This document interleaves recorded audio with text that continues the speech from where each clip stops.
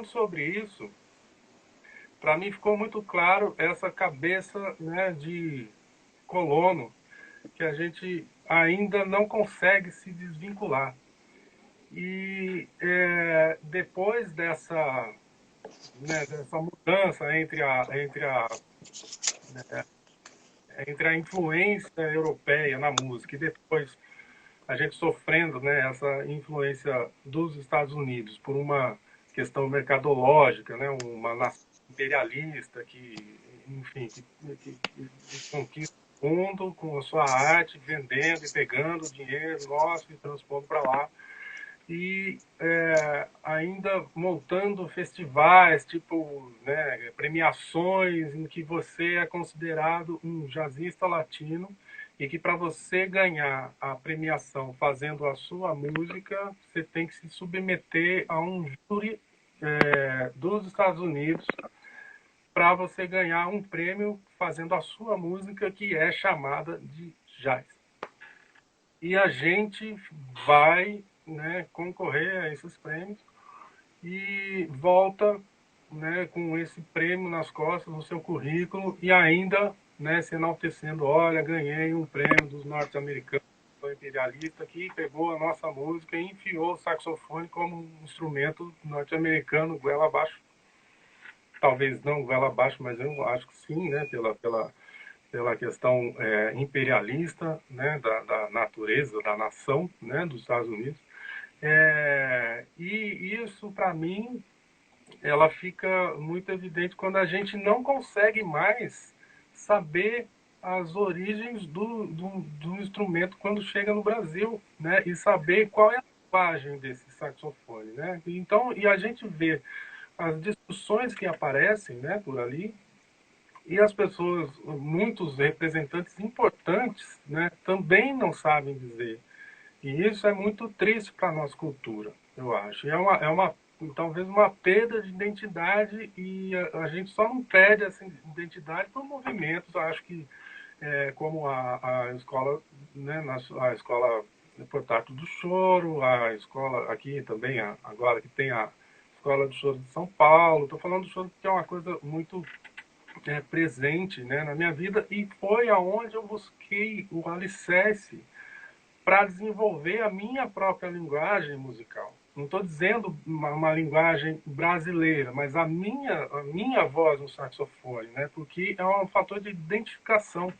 Eu acho que não interessa se você começou com outra música, se teve um professor que foi lá e te deu um saxofone e falou, ó, você vai tocar esse material que é o Omnibus do Charlie Parker e tal, porque isso não faz da gente não viver no nosso país. E no nosso país a gente tem, independente da música que a gente está estudando, muitas inserções da música cultural do nosso país, através até de novelas, de programas de rádio. Hoje em dia já mudou essa dinâmica, mas a gente ainda tem isso muito forte. Então, buscando uma linguagem própria, eu achei no choro uma alicerce para desenvolver, inclusive em outros estilos, porque como o choro ele abrange vários estilos dentro dele, ele também te dá uma dinâmica de perambular por vários tipos diferentes de estilo, né? E isso também, quando você vai, depois do choro, tocar um frevo ou um baião, você está mais acostumado a lidar com essa mudança de estilos que o choro propõe. E o choro é uma coisa, né, nossa, que tem muitos representantes saxofonistas. Então a gente tem onde pegar a linguagem, a gente tem onde ter referência, a gente tem aí a maioria dos trabalhos sobre saxofone brasileiros são desenvolvidos através do choro. E aqui eu faço uma crítica à academia, porque a academia da música popular brasileira ela é embasada numa questão eurocentrada e americano-centrada, né? Porque a gente estuda as coisas do jazz, a terceira corrente e tal, não sei o quê. E a gente tem o curso todo embasado nessa questão. E quando a gente olha para a música brasileira, a gente vê uma prática de choro, uma disciplina de prática de Moacir Santos, uma disciplina de prática de Freire, Mas você olhando para o Brasil, do tamanho que ele é, e o tanto de informação, de música, né, que ele oferece, você precisa de muito mais do que 4 anos para você né, conhecer aquilo. Então, a gente precisa, inclusive, mudar a noção de academia, de aprendizado da academia, porque a gente precisa colocar na academia um curso de música brasileira, onde a gente tem pequenas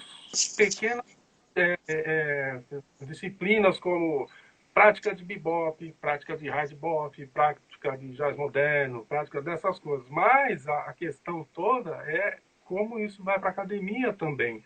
Né? E aí, com esse movimento geral, eu acredito que a gente possa realmente desvincular essa cabeça colonizada, que a gente ainda tem uma coisa estrutural, né, de ver os maiores instrumentistas do saxofone, como Joe Lovano, Michael Brecker, falecido, e Chris Potter, e esses serem, né, o apogeu do saxofone, né, o pico, o cume aonde a gente tem que chegar, e esquecer de figuras importantíssimas, né, e tão geniais quanto, como o Pixinguinha, como o Ratinho.